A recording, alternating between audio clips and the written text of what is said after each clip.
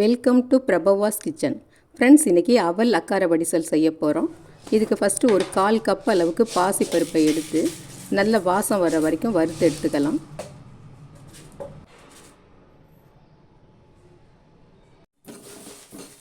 பருப்பு நல்ல வாசம் வந்துடுச்சு, அதே சமயத்தில் நல்ல நிறமும் மாறிடுச்சு.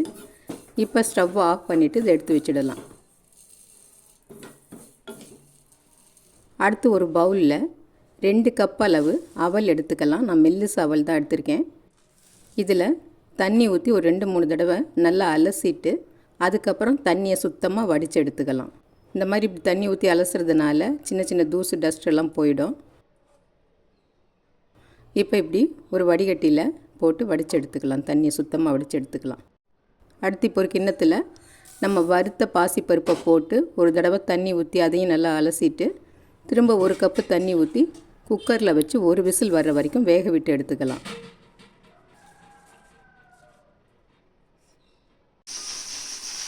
ஒரு விசில்லையே இந்த பருப்பு நல்லா மலர்ந்து வெந்துடும். அடுத்து இப்போ ஒரு பேனை ஸ்டவ்வில் வச்சு அதில் 1.5 டேபிள் ஸ்பூன் அளவு நெய் விட்டு உடைச்ச முந்திரியை வறுத்துக்கலாம். கூடவே கொஞ்சம் திராட்சையும் சேர்த்து வறுத்து எடுத்துக்கலாம்.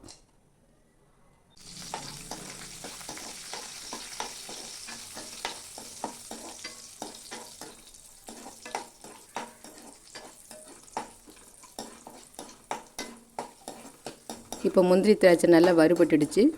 இதை எடுத்து ஒரு பிளேட்டில் வச்சுட்டு இந்த நெய்யில் 1 டேபிள் ஸ்பூன் அளவு பொடியாக கட் பண்ணின தேங்காயும் சேர்த்து வறுத்துக்கலாம்.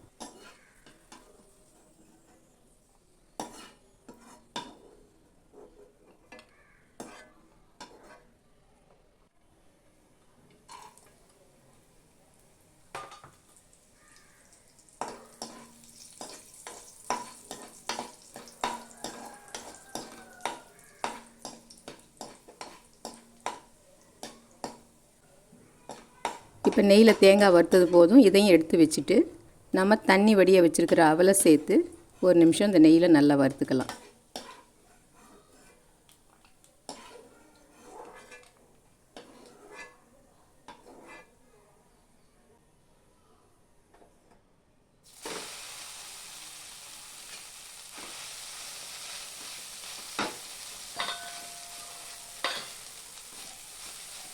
ரொம்ப நேரம் வறுக்கணும்னு அவசியம் இல்லை.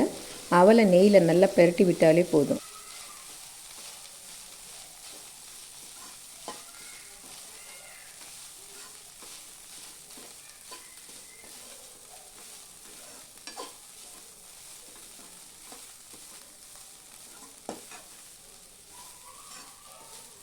இப்போ அவலை நெய்யில் நல்லா வறுத்தாச்சு.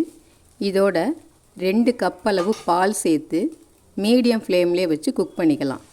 இது மெல்லிசு அவல். ஏற்கனவே நம்ம 2-3 தடவை தண்ணி ஊற்றி அலசி வடிய வச்சுருக்கிறதுனால அவல் நல்லா ஊறி போயிருக்கும்.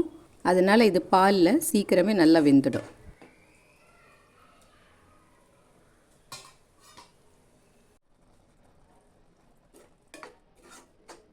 இப்போ அவல் நல்லா பாலில் நல்லா வெந்து திக்காயிடுச்சு.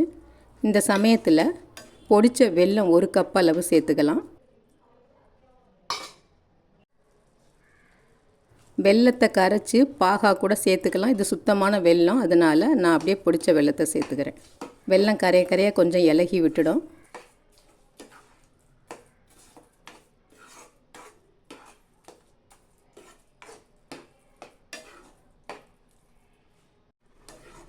இப்போ வெல்லம் நல்லா அவலில் கரைஞ்சிடுச்சு. இந்த சமயத்தில் வேக வச்ச பாசிப்பருப்பை நல்லா கடைஞ்சிட்டு சேர்த்துக்கலாம். இதை சேர்த்து நல்லா கலந்து விட்டுட்டு ஒரு பிஞ்ச் அளவு உப்பு சேர்த்துக்கலாம். அப்போ தான் ஸ்வீட்டு கொஞ்சம் தூக்கலாக இருக்கும்.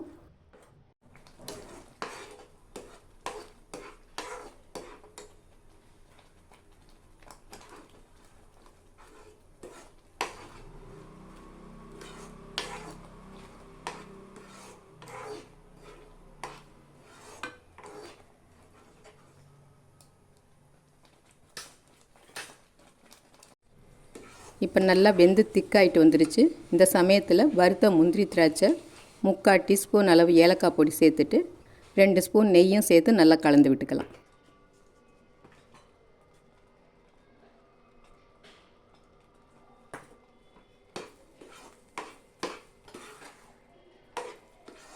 நான் ஸ்டவ் இன்னும் ஆஃப் பண்ணலை, லோ ஃப்ளேமில் தான் இருக்குது. இப்போ இதெல்லாம் நல்லா கலந்து விட்டுட்டு கடைசியாக ஒரு 3 ஸ்பூன் அளவுக்கு நெய் சேர்த்து நல்லா கிளறி விட்டுட்டு ஸ்டவ் ஆஃப் பண்ணிக்கலாம்.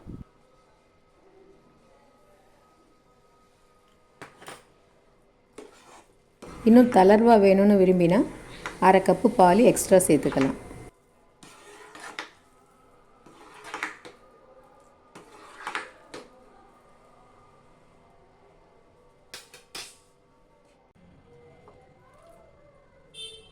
இது மேலே பொடிச்ச பாதாம் இருந்தால் கார்னிஷ் பண்ணிக்கலாம். இது ஆப்ஷனல் தான்.